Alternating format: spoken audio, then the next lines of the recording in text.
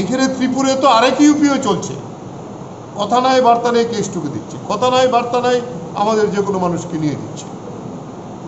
আর police যেভাবে একেবারে সম্পূর্ণ স্বৈরাচারী কায়দা মাস্কের জন্য ফাইন করছে, নিশ্চয়ই আমরা তার বিরুদ্ধে না, প্রত্যেকেই সতর্কতা অবলম্বন করুক, মাস্ক পরো, সতর্ক থাকো। কিন্তু কোথায়? কালকে সারাদিন বন্ধ গেছে, কিন্তু আজকে আগরতলা শহরের অবস্থা কি? আজকে তো লক্ষ লক্ষ লোক নেমেছে, তাহলে এটার কোনো ব্যাপার নেই। আর এখানে একটা শান্তিপূর্ণ প্রতিবাদকে দমন করার জন্য পুলিশ আছে। তাহলে এটাই আমরা বলতে চাই যে আমরা সাহসের সঙ্গে আমাদের সমস্ত পার্টির কর্মীরা, নেতারা তারা এসছেন প্রতিবাদ জানাতে। এই প্রতিবাদ জারি থাকবে। কতদিন করোনা করোনা বলে, আসল করোনা আমরা বিপ্লব দেবের জন্য, আমাদের ভয়ে এই করোনা করা হচ্ছে। কথা নয় বার্তা নেই, ডেল্টা প্লাস বলে দিল। আজকে কেন্দ্রীয় সরকার থেকে বলছে এটা ডেল্টা প্লাস না, ডেল্টা জাতীয় হতে পারে। অর্থাৎ সমস্ত এই যে আইন কানুন কোভিডের, সেটা সমস্ত বিরোধী দলের জন্য। এই সুযোগ নিয়ে দুর্নীতি করছে, অন্যায় করছে, রাজত্ব করছে। তবে আমরা বলবো ত্রিপুরার মানুষ আর বেশি দিন নামে না। সবাই যদি রাস্তায় নামে, কতজন পুলিশ আছে, কত তার সিআরপি টিএসআর আছে, আমরা এটা দেখতে চাই। এটা হবে, অপেক্ষা করুন আপনারা ত্রিপুরাবাসী। আজকে মাত্র এটা শুরুয়াত হলো, এইভাবে আমরা এগিয়ে যাব। ধন্যবাদ আপনাদের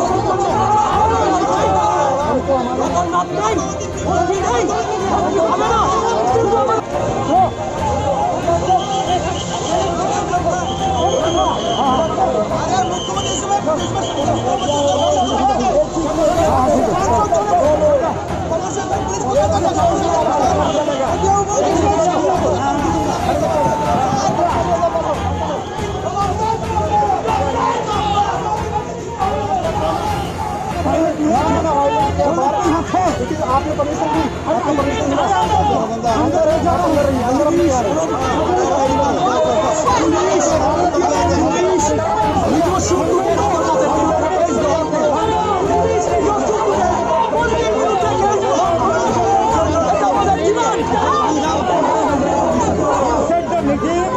no need of permission in sector meeting.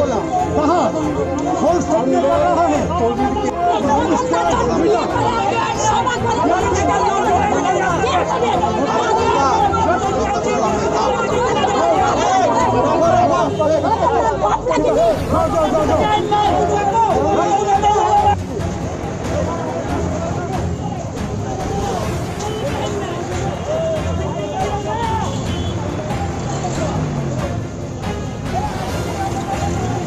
एक मिनट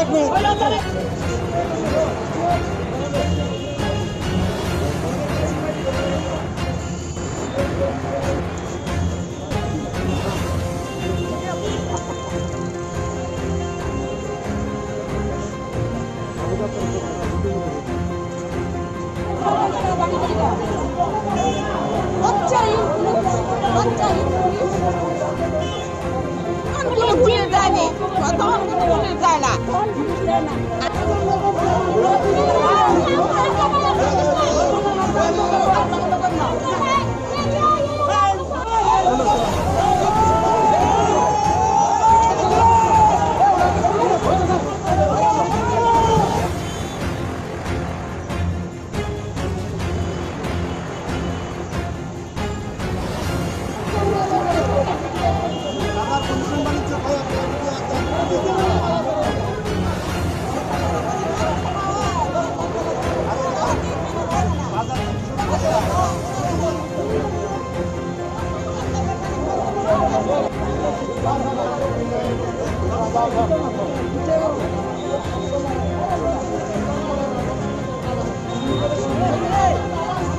तुमको पकड़ा जाएगा।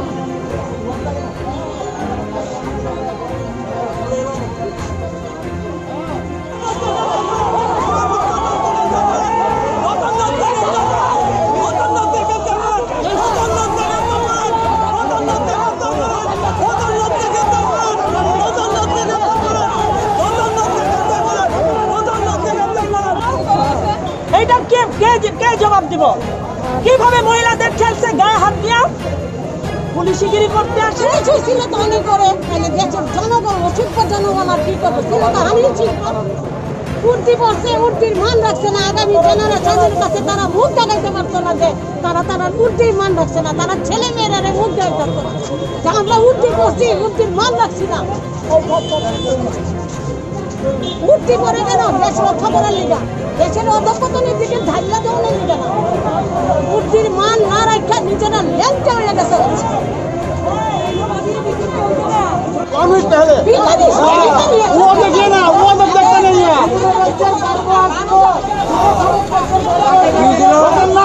রতননাথ 5,000 লোক নিয়ে মিটিং করছে কদিন আগে মোহনপুরে।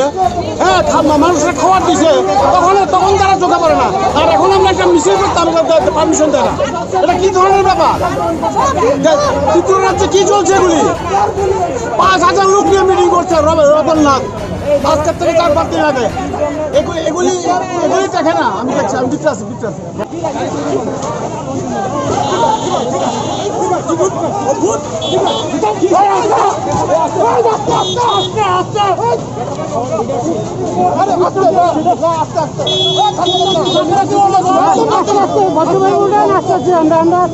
ভদ্র করে উঠেন।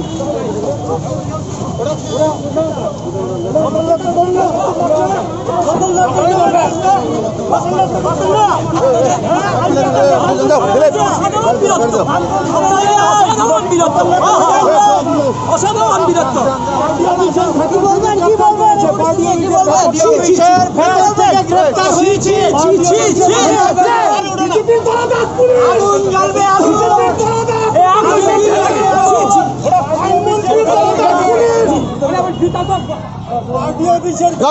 গ্রেপ্তার করেছে পুলিশ। এটা চলবে না।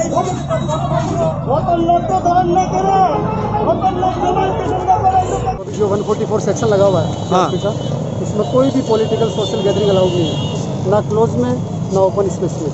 तो अभी अगर कोई भी रूल वायलेट करेगा तो हमको लॉफुली एक्शन लेना पड़ेगा। ये बाहर जो गैदर हुए थे 150 लोगों के अराउंड, तो हमको फोर्सफुली इनको डिटेन करना पड़ रहा है, क्योंकि इनको हम इंटीमेट भी कर चुके थे, बता भी चुके थे। उसके बावजूद इन लोगों ने कंटिन्यू किया यहाँ पर। हम लॉफुल एक्शन ले रहे हैं, ऐसा कुछ भी नहीं कि हम ज़बरदस्ती किसी को डिटेन कर रहे हैं। कितने आदमी को अरेस्ट किया है सर? अभी 15 to 18 के आसपास है। अच्छा, कुछ दिन पहले तो मोहनपुर में राज्य की जो शिक्षा मंत्री है उन्होंने भी गैदरिंग किए है। मुझे मेरे सदर सब डिवीजन का पता है, बाकी आप हायर अथॉरिटी से नहीं, हाई अथॉरिटी क्या आप कोई एक्शन नहीं लेगा इसमें? ना हम एक्शन ले रहे हैं। हमारे यहाँ पर जो भी हुआ, उधर तो 5,000 लोग था। जो भी अनलॉफुल असेंबली हुआ है, जो भी अगर विदाउट परमिशन के गैदरिंग हुआ है, सबको हमने डिटेन किया। उस दिन डिटेन क्यों किया? बिल्कुल 5 दिन पहले भी हमने लिया था। कोई ऐसा नहीं ऐसा बात नहीं है सर। मोहनपुर पे जो हुआ था, मोहनपुर में जो हुआ था, सदर सब डिवीजन है, शिक्षा मंत्री है इसलिए मेरा जुरिसडिक्शन सदर सब डिवीजन है, मैं इसका बता सकता हूँ। बाकी का आप उनसे पूछिए। ठीक है, थैंक यू। বর্তমানে রাজ্যে বিজেপি জোট সরকার, এটা ফ্যাসিস্ট সুলভ কার্যকলাপের সরকার। এই সরকার সংবিধান অমান্য করছে, গণতন্ত্র হত্যা করছে। সিপিআইএম নেতা পবিত্র গড়ের বিরুদ্ধে রাজনৈতিক ষড়যন্ত্রমূলক মামলা রুজু করে পবিত্রগড়ের বাড়িতে একতরফা কোনো রকম আইনি কাগজপত্র ছাড়া তল্লাশি চালিয়েছে। এই তল্লাশি অনেকটা ফ্যাসিস্ট সুলভ তল্লাশি। তারপর এই সরকারের বিরুদ্ধে কার্যকলাপের বিরুদ্ধে আমরা যখন প্রতিবাদ করছি যে পবিত্রগড়ের বাড়িতে এই যে তল্লাশিটা ফ্যাসিস্ট সুলভ তল্লাশি, তার বিরুদ্ধে আমাদের ধিক্কার আমরা জানাচ্ছি। পাশাপাশি পবিত্রগড়ের বিরুদ্ধে আনিত যে মিথ্যা মামলা, এই মামলা অবিলম্বে প্রত্যাহারের দাবি আমরা জানাচ্ছি। এটা যখন আমরা করছি করোনা বিধি মেনে, তখন পুলিশ আমাদেরকে বাধা দিচ্ছে, আমাদেরকে এই কর্মসূচি করা যায় না বলছে। আমরা পার্টি অফিসের ভেতরে করছি, সেখান থেকে আমাদের হাতে গোনা কয়েকজনকে, এই 17টা মানুষ আমরা বসিয়েছি দূরত্ব বজায় রেখে, সেখানে 3 তালা মিলিয়ে পুলিশ বাধা দিয়েছে। পুলিশ এটা ভালো কাজ করেনি, কারণ আমরা ঘটনাকে মোহনপুরে রেখেছি। একজন রাজ্য সরকারের মন্ত্রী প্রায় 5,000 মানুষের মধ্যে ত্রাণ বিলি করেছেন, সেখানে কোনো কোভিডের বিধিনিষেধ মানা হয়নি, অথচ পুলিশ সেখানে একেবারে নির্লিপ্ত ছিল, কোনো ভূমিকা নেয়নি। আর আজকে আমরা এখানে পার্টি অফিসের সামনে, এমন না যে বড় রাস্তায় দাঁড়িয়ে কোনো মাঠে গিয়ে আমরা এসব করছি, আমরা এখানে পার্টি অফিসের সামনে দাঁড়িয়ে করছি। আমাদের পতাকা, আমাদের ব্যানার ওরা তুলে নিয়ে যাচ্ছে, প্রত্যেকের গায়ে হাত তুলছে এবং ধরে নিয়ে যাচ্ছে গাড়িতে করে। এই যে দৃষ্টিভঙ্গি রাজ্য সরকারের, এটা তীব্র নিন্দা করছি। প্রত্যেকেরই গণতান্ত্রিক অধিকার আছে তার মতামত প্রকাশ করার, আন্দোলন করার। আমাদের রাজ্যে যেভাবে নৈরাজ্য সারা রাজ্যে দেখা দিয়েছে, তার বিরুদ্ধে প্রত্যেকটা মানুষ প্রতিবাদী এগিয়ে আসুন, এটাই হবে আজকের আমাদের এই কর্মসূচির অন্যতম বক্তব্য। আপনারা সকলেই জানেন যে পবিত্রগড়ের বাড়িতে গিয়ে কি অন্যায়ভাবে তার বাড়িতে, সেখানে তারা তদন্ত করেছে, কোনো ওয়ারেন্ট মানে কোনো ওয়ারেন্টে নিয়েছিল না, কাগজপত্র ছিল না, এবং আগাম কোনো খবর ছিল না, হঠাৎ কেউ হাজির হয়েছে। সুতরাং এটা একেবারেই অগণতান্ত্রিক, এইভাবে করতে পারে না। আমরা তার বিরুদ্ধেই আজকে প্রতিবাদ জানাতে এখানে সবাই হাজির হয়েছে। এবং পুলিশ আজকে যে ভূমিকা নিয়েছে, এটা একেবারে কঠোরভাবে তার তীব্র নিন্দা করছি। এই পুলিশের এই যে দ্বিচারিতা, মানে সরকারের মানে যারা আছে বিজেপি, আইপিএফটি, তাদের প্রতি তাদের একরকম ভূমিকা, আর বিরোধীদের প্রতি তাদের এই প্রতিহিংসামূলক ভূমিকা, এটা ঠিক মানা যায় না। আমরা আশা করি এ রাজ্যের সর্বস্তরের মানুষ তা নিন্দা করবে, প্রতিবাদে এগিয়ে আসবে। নারী নির্যাতনের বিরুদ্ধে প্রতিদিন 8-10 জন করে নারী নির্যাতন ফাঁসি দিতেছে,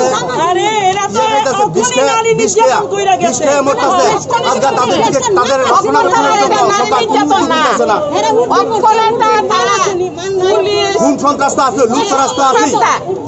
আজকে সারা ত্রিপুরা রাজ্যে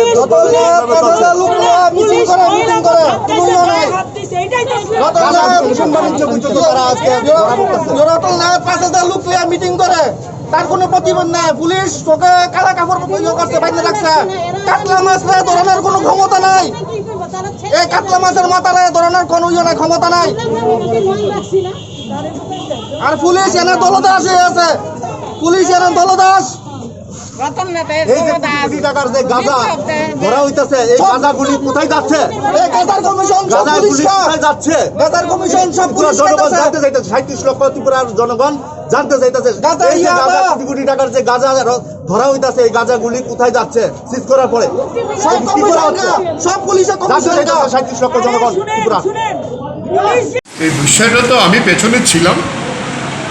আমাদের পার্টির কর্মীরা খুব শান্তিপূর্ণভাবেই, আজকে খুব হঠাৎ করেই স্বাভাবিক কারণেই তাদের মধ্যে এই ক্ষোভটা আছে যে সম্পূর্ণ বেআইনিভাবে মিথ্যা একটা মামলা সাজিয়ে আমার বিরুদ্ধে আজকে ডিসেম্বর থেকে সেটা শুরু হয়েছে। প্রথম ভিজিলেন্স, এখন ভিজিলেন্স শেষ করার পরে দেখা গেল ভিজিলেন্স জানুয়ারির 14 তারিখের আমার সঙ্গে কথাবার্তা বলেছে প্রায় 2 ঘন্টা। আমি সমস্ত রিপ্লাই দিতে পারছি। তারপরে জানুয়ারি থেকে জুলাই কয় মাস গেল আপনারা দেখেন, কোনো কথাবার্তা নেই। তা আমরা তো স্বাভাবিক কারণেই ধরে নিয়েছি এটা আর পার্সেল হবে না, এটা হয়ে গেছে, তারা স্যাটিসফাইড হয়েছে। এখন দেখা গেলো ওই ঘটনাটিকে আবার পুলিশ এফআইআর করেছে, ক্রাইম ব্রাঞ্চে পাঠিয়েছে, এবং এটা আমরা যদ্দূর খবর নিয়ে জেনেছি সেটা স্বরাষ্ট্রমন্ত্রীর হাত হয়ে এসেছে। হওয়ার পরে ভিজিলেন্সের ডিএসপিকে বলেছে এফআইআর করার। তাহলে সরকারের সর্বোচ্চ স্তর থেকে এটা তো আর আমার বিরুদ্ধে শুধু ব্যাপারটা না, ব্যাপারটা হলো যে গোটা দেশে যেভাবে কৃষক আন্দোলন, যেভাবে মোদির বিরুদ্ধে আন্দোলন হচ্ছে, এই রাজ্যের মানুষ যেভাবে আজকে প্রতিবাদ মুখর হচ্ছে, প্রতিদিন পায়ের তলার মাটি তাদের সরে যাচ্ছে, এইটাকে রোধ করার জন্যই আমরা যেহেতু সামনে দাঁড়িয়ে এই লড়াইটা করি, এই লড়াইয়ের সঙ্গে আছি, তাই তারা মনে করেছে আমার বিরুদ্ধে যদি এটা করে তাহলে ঠিক হয়ে যাবে। কিন্তু আজকে কি প্রমাণ হলো? কালকে রাত্রের নোটিশে আজকে এতগুলি লোক কি করে আসবে? এবং পুলিশের সঙ্গে কথা বলছিল, আপনাদের সঙ্গে আমাদের জেলা কমিটির যিনি সম্পাদক রতন দাস সাংবাদিকদের সঙ্গে কথা বলছে, এই সময় ওনাকে ট্রেনে দিয়ে দিল প্রত্যেকে পার্টি পিছনে প্রিমিসিস থেকে। সুভাষ গাঙ্গুলি আমাদের সদর মহকুমার যিনি সেক্রেটারি, তারপরে হইল ঝলক মুখার্জি সেক্রেটারিয়েট মেম্বার, সদরের জেলা কমিটির মেম্বার, তারা তাদেরকে প্রায় পার্টি পিছনের ভেতর থেকে জোর করে টেনে নিয়ে গেছে। আমাদের এই সমস্ত মানুষ যারা এসছে তাদের সকলের জিজ্ঞাসা 144 আজকে 1 বছর যাবতই চলছে, কোভিড 1 বছর যাবতই চলছে, আমরা রেস্ট্রিক্টেড ওয়েতে এটা করার চেষ্টা করছি। লোক বেশি হয়ে গেছে, আমরা উপরেও তুলে দিয়েছি, ভেতরেই আছে, বাইরে কজন গেল?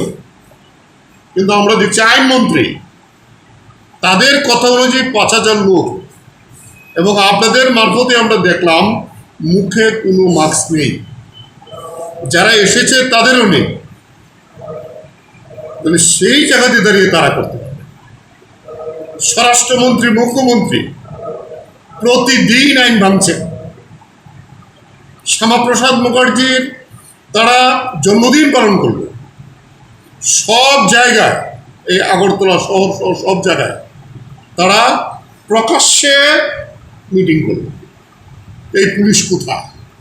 তাহলে এই পুলিশ কার? এই পুলিশকে এইভাবে পরিচালনা করলে ত্রিপুরার মানুষ মানবে না। আজকে যদি এক রাত্রের যোগাযোগের ভিত্তিতে এখানে 2000 লোক জমায়েত হতে পারে, তাহলে যদি প্রস্তুত হয় তাহলে কতজন পুলিশ আছে এই রাজ্যের স্বরাষ্ট্রমন্ত্রী? আমাদের দেশে এখন অঘোষিত জরুরি অবস্থা চলছে।